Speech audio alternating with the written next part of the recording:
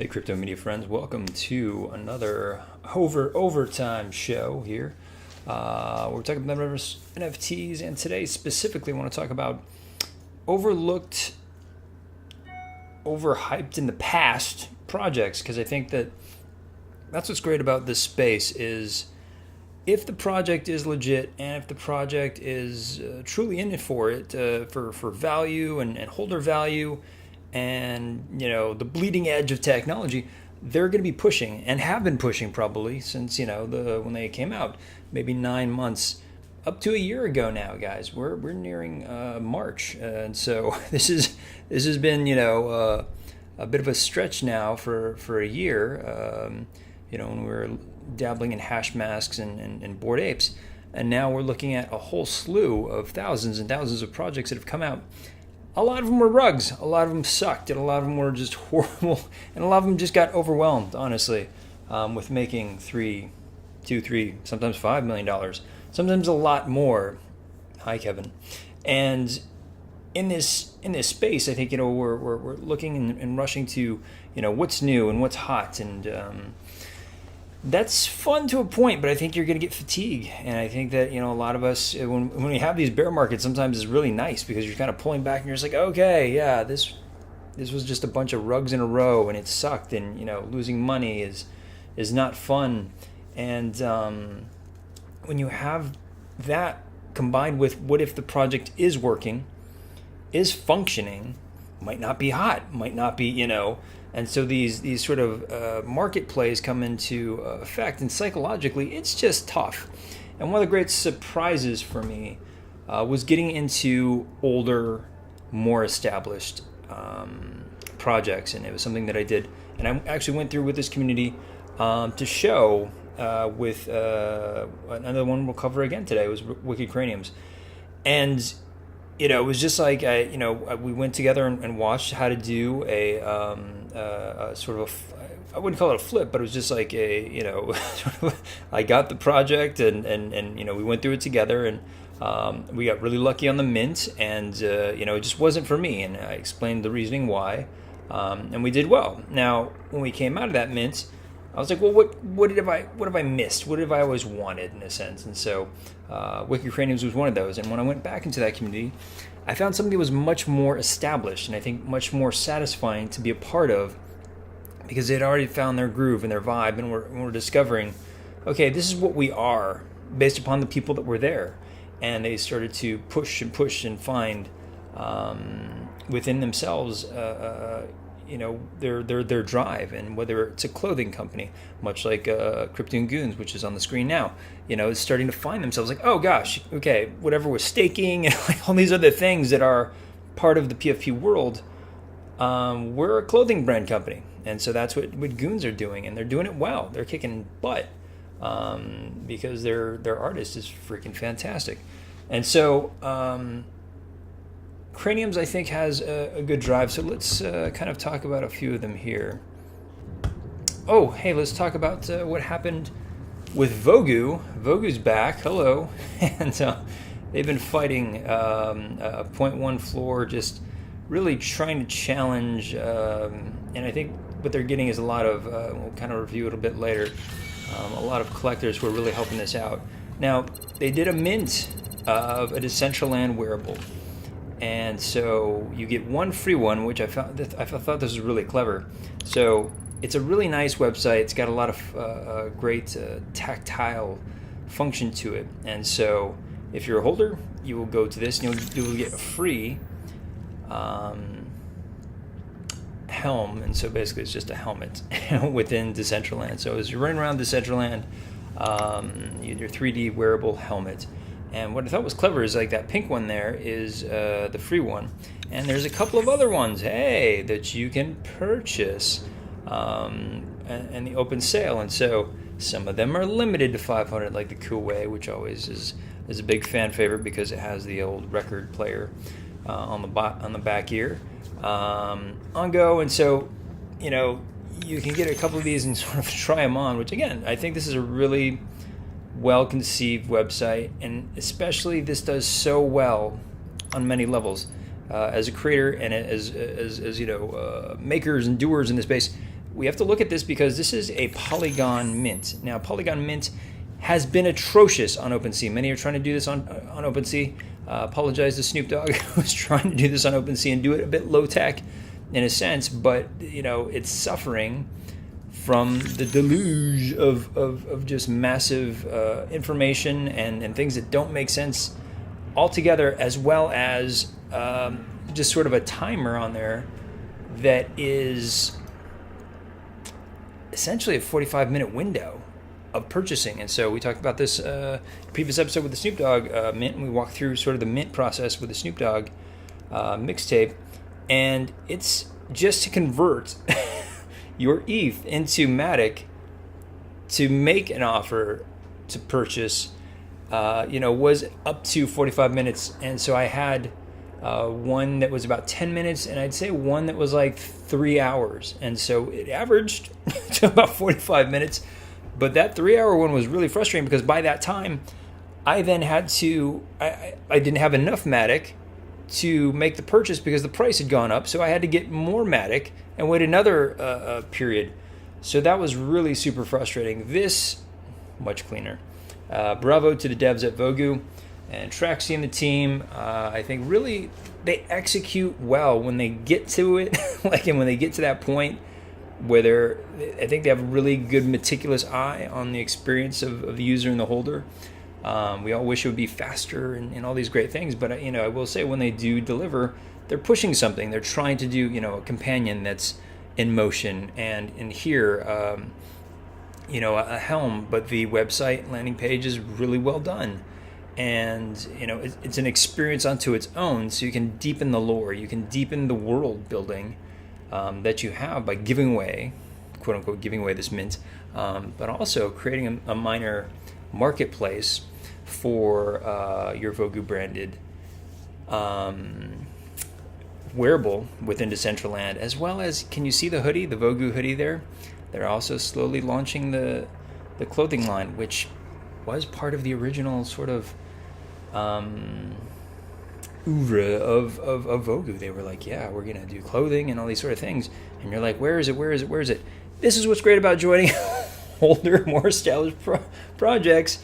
They're actually now in the phase of delivering. And I think the delivering phase is a way to excite and reignite. And as we went over, we did the Bored Apes right at the bottom of the dip. If you would have got Bored Apes and Mutant Apes as we were talking about them, you would have experienced a great elation, including the ApeCoin drop, because you would have gone up 5x. Now, that I called that specifically because they were making moves that were demonstrable of what they wanted to see as a vision for their project, and that was clearly evident in NFT NYC.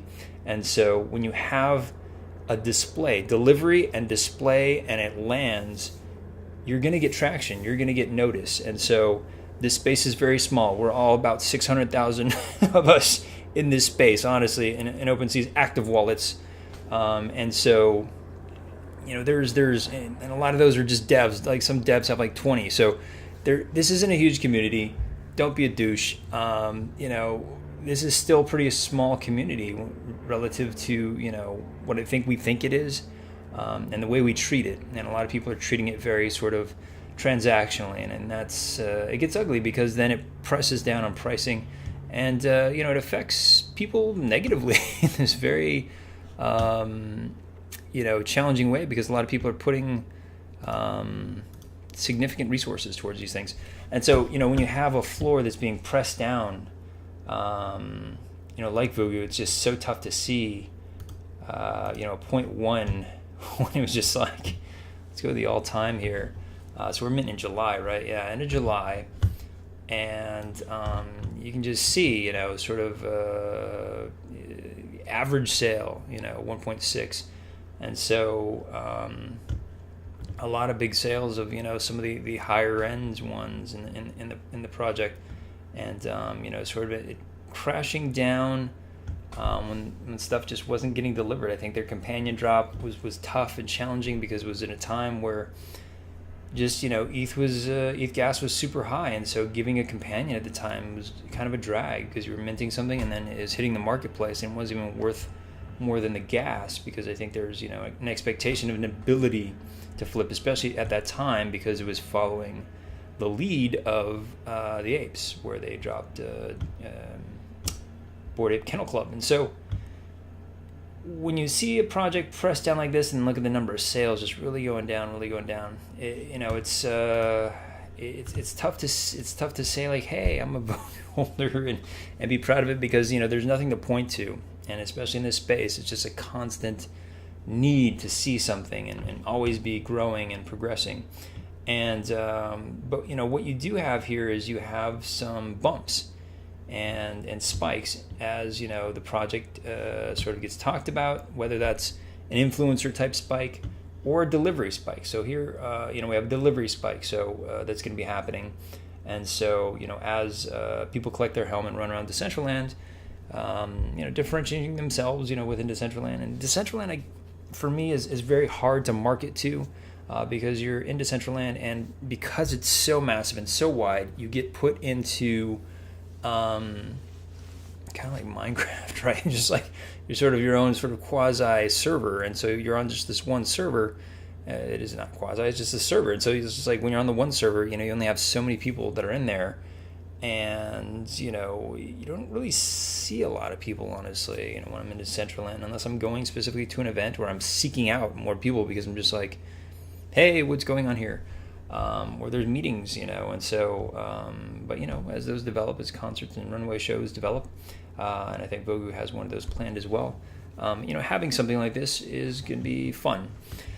Now, if they can deliver on other things, fantastic. What are Wicked Craniums, delivering on? Wicked Craniums are delivering on, I think they're also kind of moving towards the clothing brand, but I think they're also really solidifying themselves as music oriented, and I think that's going to be part of as they bought land in the Sandbox, as they are developing their brand, as they're having these meet and greets and hangouts. Music's been very centric, and as music NFTs start to take off, I think this project is in a very good place to become a platform. And so if they choose to be, it's like, these are tough things to ask of projects, because at this point they've really found their groove and they really know who their staff is. And so they're kind of pushing along, and hopefully the creators have been creating enough of a support system that they can have somebody running the Discord, have somebody like doing the events, the in real life, all these sort of things, so that they can proceed to deliver more value in collabs, and there's a lot of different positions in these teams, and the established teams have they've found their groove. And so when you go back to these projects, you can kind of start to see like, wow, okay, now they have a very significant purpose and vision for what they want to do and what they want to see in the space with their project. And if they're good people and they're pushing forward with it, it's easy to see, and that's, I think, why you see like people like Steve Aoki and like big names in music in this project, because of these sort of significant interests pushing. This was like a Bored Ape trailer. I think everyone saw that they were in the trailer in the background or something. I don't know. It hinted at a collab, and it gave it a significant bump. Look at that sweet bump up to 0.45. But still, at the core, beyond sort of the pump, it's like, if you bring in new people, those new people are seeing it and they're like, oh, wow, this thing is really well established. I kind of referred to Craniums as like a nice, just cool leather jacket, just a nice worn in one that you find and you're just like, it's vintage and it feels good on. And so Craniums, they feel good on you. And so they're doing a pop-up here at NFT LA on Melrose Boulevard, not too far from here at the studio. And so I think, again, like, being able to go these, I'll be able to go to this event and like connect. And when I go to NFT LA, I'll be able to go to certain hangouts and meetups with again more established projects, because sometimes I get into a new project and they're just like, wow, we made all this money, what do we do? And they don't have anything for you. They're just like, oh, we're going to be building though. And so we'll see you in 6 months. Wouldn't it be nice just to kind of come back in the 6 months, honestly, and really experience, like I think, who else is really gravitating? My Pet Hooligans. Put in the like, subscribe, hit the bell notification, and put down in the comments who you think is due for a comeback. It's nice to see My Pet Hooligans kind of, I don't think they've ever really fallen off too hard, but I think they're about to deliver again on, oh God, it's Monday. I'm sorry, guys, it's Monday, and here comes the bizarre. It's this crazy truck that cleans the studio and like makes the floors shiny so that the celebrities never slip and clean. But yeah, so being able to go to these things is really fantastic, and having something that's a bit more well established, gives you an ability to kind of jump in and feel the community in a different way. It's nice, new projects, you're finding it, and you can actually be a part of it, informing it. But sometimes it's nice to jump into a project that already has something going on. Like Animatus has been working for a long time. They had such ambitious goals when they started in the space. It was something, that's why everyone got super excited about Animatus. But the ability to deliver on something like that is really freaking tough. And so, I mean, huge spike there. Wow. All time, about the same time, right? End of July. And, we've seen it sort of just get beaten down to where there's just a couple handful of sales. Albeit this sort of one peak back here in January where, we were pumping it, not like I was pumping it, but it was just like we were talking about it because, again, it was starting to have a resurgence. So with the bull markets bring back sort of, put eyeballs back on projects like Hashmass experienced this. And it's just a way for, people to say, oh yeah, remember that project. But what I'm doing here, guys, is I'm saying, oh yeah, remember that project, but they're about to deliver stuff. And I think that makes it interesting. They're in those varying stages where they're hitting their strides and making for interesting communities. And that's what I'm not talking here about pumps and these sort of things. There's other channels for that.